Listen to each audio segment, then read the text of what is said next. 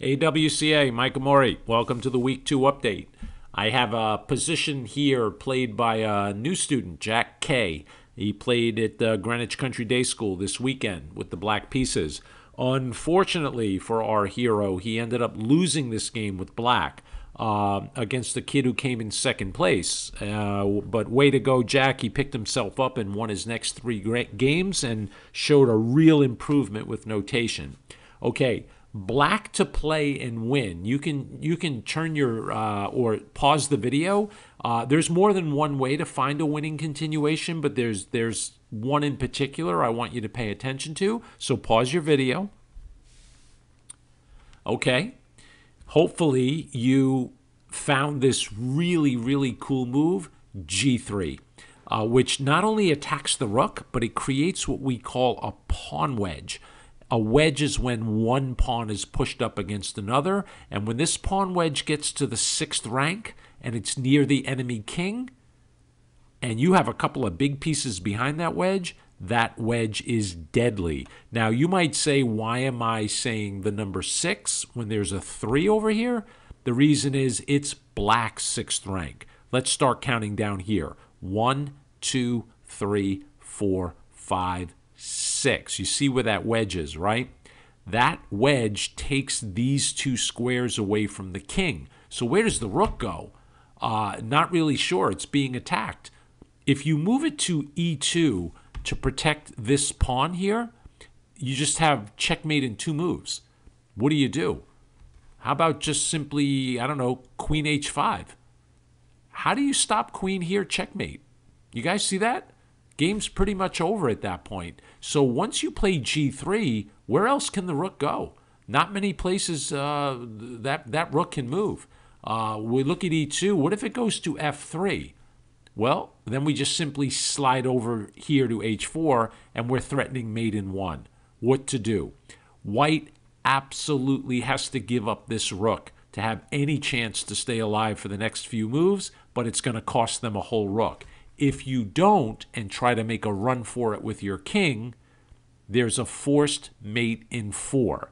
I want you to calculate this. So pause the video and make sure that you can force a checkmate in your head. No cheating. I'm watching. I can tell if you restart this video. I really can't, but all right. Did you find it? I bet you did. Okay, so how do we checkmate from this position? We just give a check. King moves, take a pawn. If the rook blocks, you take the rook, it's mate, so the king has to come up. Then we bring our rook in the game, check. Only move is rook here, and why not take with the rook? What do you guys think? Looks pretty good. Okay, so if G3 was played on the board, Black is going to have a win. I'm not going to show you the rest of the game from here. What I want to show you is the critical position that popped up later after a pretty long battle. So even though Black had winning chances the whole way, I want to take you to the next critical moment in the game. And that, my friends, is right here. Black is still winning. You have a bishop here against a knight. You're up a couple of pawns. You have a very active rook here. The king looks pretty safe, but there's one other pattern I want you to recognize from this video. The first was the pawn wedge. The second is this knight here on C5. I want to call this creature a forward knight. You may not hear that in another book, but at the WCA we use that term a lot. Why am I saying forward? It's in your house. It's in your territory, especially these 2 squares down here. You see what I just did there? If the knight is guarding those 2 squares and you have a pawn here, then any check on the back rank by a white rook, you lose the game, checkmate. And that's what happened to Jack. Now, going forward, when you learn these patterns, the key is to remember them, and when you spot them, take care of them. How would you do that? Either get rid of the knight or protect your back rank. So Jack lifted his rook. He went after the knight. He's still doing really well here. White pushed the pawn to protect. Take, and black wins another pawn. Looks good. Remember, the knight is still on the same square. White protects it. You know, whether or not black can take the pawn, you tell me. Can black take this pawn right now? What happens if black just takes that free pawn? Checkmate. So I think Jack saw that.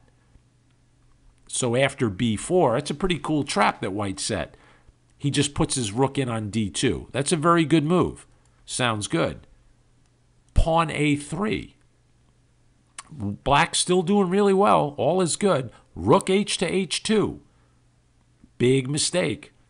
White didn't see it. Why is it a mistake? Stop the video. Okay. What'd you come up with? White to play and win. Isn't it amazing?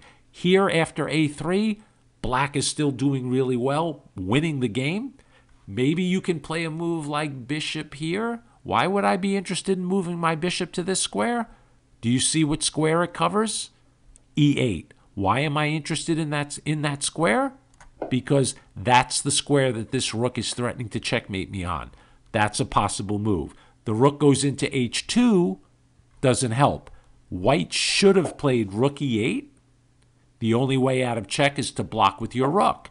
All looks good, except for one problem. Who's protecting this rook up here on h2? You see the problem, my friends? All white has to do is trade the rooks and then take a free rook here.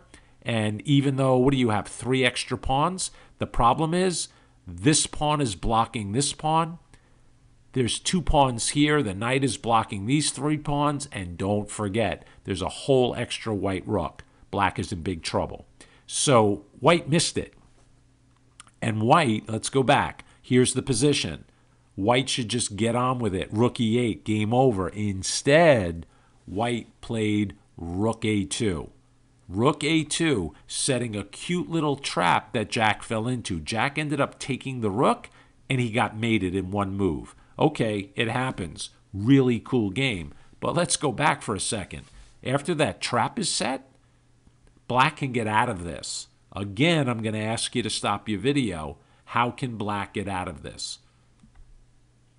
Okay, here's a computer move. Here's what the computer wants to do. It wants to just check the king with this rook. And if you move your king, I don't know, say to h1, you don't repeat the checks. You just take a pawn. See how the rook is far away from the king?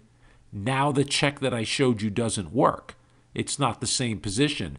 Both rooks can take both rooks, but you can't take both at the same time. So if you're white and you take this rook, then black can take this rook, and here black is winning.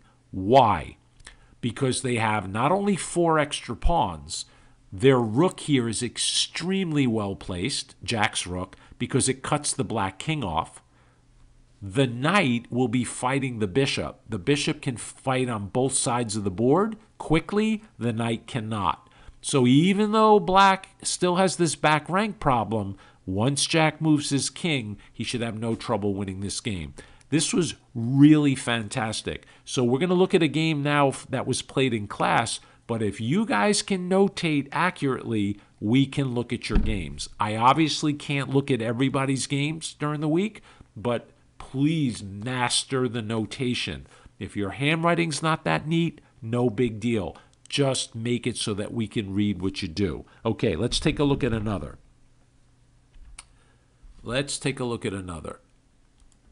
Okay, this is Ben Z playing the white pieces against Sophie B. I have a couple of Bens, I have a couple of Sophies. I'm going to rush through the opening to here. You got a couple of knights in the game, blah, blah, blah, and now bishop to c5. You guys really have to master this idea of the center fork trick. You have to be careful about this move. It doesn't win for white, but as we've discussed many times, here white's going to get their piece back by forking. When you allow the center fork trick, you don't win material, but you do lose your center pawn, and you leave white with the only center pawn in the game. But Ben either didn't know it or didn't go for it, and just brings another piece into the game. Sophie brings a knight out. We have pawn to d3, pawn to h6. And this was like a little cat and mouse game. I really like this game a lot. The reason h6 was played is to stop this bishop from pinning the knight. And Sophie says, you know what? I'm going to spend a tempo moving a pawn. Let me see what you're doing. Why don't you show me where your king lives? And Ben's like, no, I'm going to use a pawn move on the side of the board. And it can be useful for me.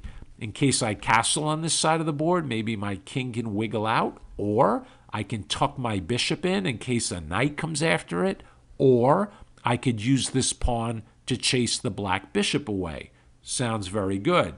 Now, castle. As soon as Sophie castles, Ben now knows where her king lives. He can start setting up maybe an attack against the king. He plays bishop to e3. Good move. Pawn to d6. Offering a trade. Here, that's still on the board, and also Sophie opens up her dark squared bishop. And now Ben plays queen to d2. And that should be a warning signal to Sophie. What is this called? Two pieces lined up the same way. I hope you all remembered that's called a battery. And whenever you have a battery, a bishop and queen pointing at a pawn, you have to be on the lookout for a sacrifice. Okay, Sophie plays the move, queen e7. All looking pretty good. You know, she's got the queen off the back rank. She needs to develop the light square bishop to connect to rooks. And now Ben castles long. The second he castles long, this becomes a real exciting game to me. I don't know about all of you, but I still play tournament chess. And one thing I learned a long time ago, kings are castled on opposite sides of the board, the game is going to get sharp because each team is going to start to attack. I like Sophie's move a lot. She challenges this bishop that was peering right into her position. Really strong piece, so what does she do? She challenges it. I love Ben's move. He doesn't rush to trade. Instead, he sinks a knight right in the middle of the board. And he says to Sophie, okay, what do you want to do? She takes.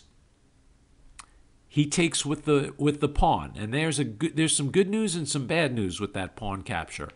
When you take with the pawn, the good news obviously is you're winning a tempo. You're attacking this knight.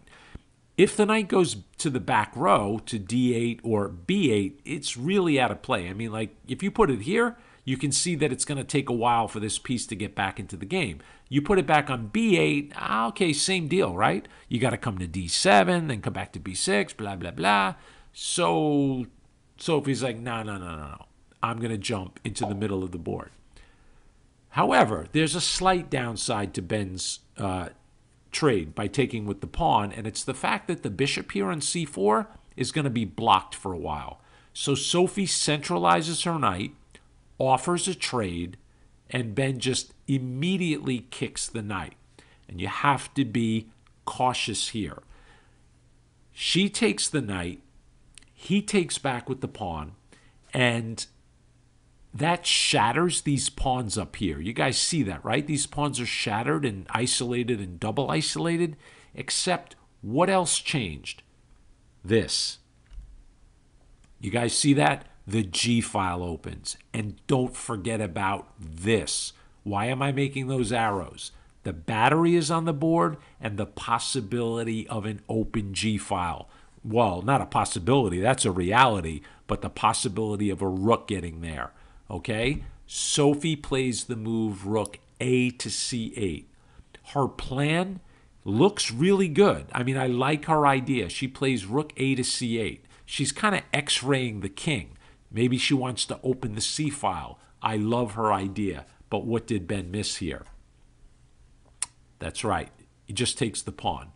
And Sophie really can't take that pawn back. So not only will she lose the pawn, but she's going to lose a little bit of protection around the king. This bishop's going to go away or possibly just take on g7 and expose the king. If you take the bishop, the queen takes back. The problem is, how do you stop rook to g1 without giving away even more material? If you take the pawn thinking you're protecting it with the bishop, one of the rooks is going to check you. And, you know, what do? If you take the rook, the other rook takes back, and knight g4, you take that, and then queen g5, and you take that, and that's it. You don't have any more pieces to give away, so you're lost. So after rook a to c8, Ben had a chance to sacrifice on h6. So always look at every check and capture. He centralizes a rook. And here, perhaps Sophie can get rid of some trouble. And how would you do that? I think I would take this bishop at this point. Just get rid of that bishop and play chess from there, because the remaining bishop right now is not so strong. But you need to get rid of this thing, Sophie. So if I were playing black, I would definitely consider taking that bishop. So instead she plays rook f to e8, and guess what? White can still sacrifice on h6. d4 was played, also a good move. Bishop to b6. And now the bishop sacrifice is even stronger, because this piece is completely out of play now. And now if you play bishop takes, queen takes, it's the same problem. I mean, just check out what the queen is doing there. All those squares are covered, so basically any check will win. So what happened instead was a trade in the middle, a trade here, and now Ben can probably still get away with taking on h6, but instead he took here on b6, and the game kind of got really quiet here. And I'm going to end the game here because the video is kind of long, but kind of remember the little themes that pop up in these games. This is your work. As I make these videos, when I go over it, I listen to the words I'm using and I write the important ones in the blog. So when you watch the video, I mean, this is going to be about 17 minutes long. If you want to watch it in 2 sittings, do it, but read the notes below so that you understand the vocabulary too. Okay? Excellent work. I will see you guys in class for week 3.